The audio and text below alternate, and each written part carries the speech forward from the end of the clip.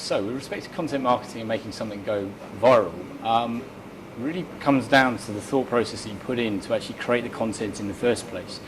First of all, second of all, you've also got to think about the audience that you're trying to reach out to and what you determine as viral, right? So if you're maybe looking at it from a FMCG perspective where you've got to reach a huge audience, then you've got to create content which is accessible to a huge audience. Whereas if you need to create something which goes viral within a particular community, that content needs to be created specific for that community.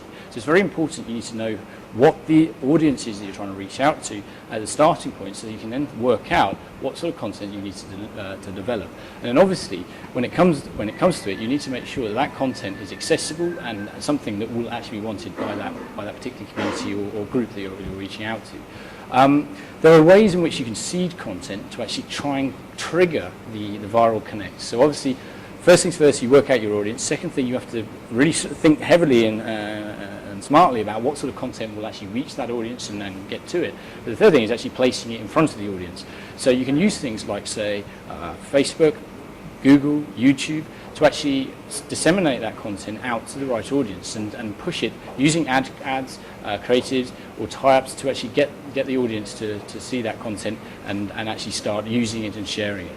The real trigger is actually to get the content to the right people and get them to start promoting it. And if you can do that and get that traction going, then the virality will actually kick in. But it sometimes takes a good paid sort of piece to actually push it out and get it to it. The other one would be an influencer outreach, whereby if you know who the influencers are for a particular thing, so or a particular piece of context, and I want it to go viral, I could use that influencer to actually push it out and make it go viral. So for example, if you're a brand, you have a celebrity in tow, they have a Facebook channel or they have a Twitter channel, and they have, say, maybe 2 million followers. A very simple piece of a very simple thing you can do to make something go viral is simply get that guy to tweet it.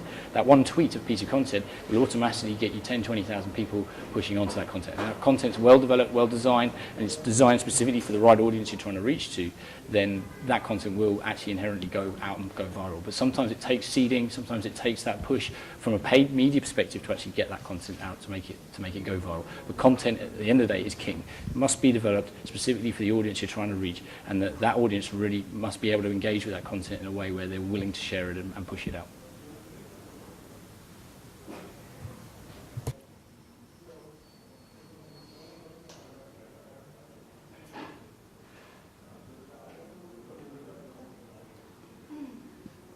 Analytics for small businesses, it should really be something that you intrinsically put in at the very start of any sort of digital campaign.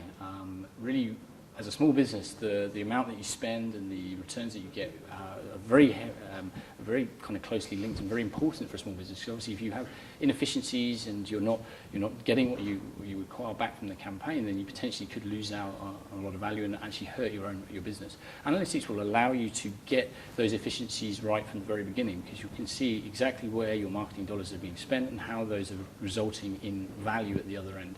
If you don't have that visibility, you're running in the dark, really. You're going to be spending money, you'll be doing things, but you won't actually know if that intrinsically leads to any business or any action at the other end.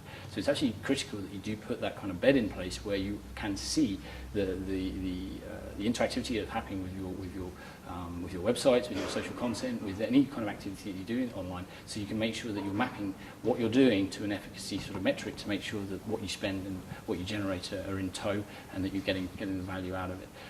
Google Analytics is a free service, it's a free tool. Plugging that in as a starting point is a great way to go. And if you ever get to the point where you're an enterprise level entity and you need much more advanced sort of analytics, you can then look at sort of more enterprise level solutions. But as a starting point, every site and every sort of company out there who want to do things on the web should really build and integrate a Google Analytics to get yourself up and running and started from that perspective.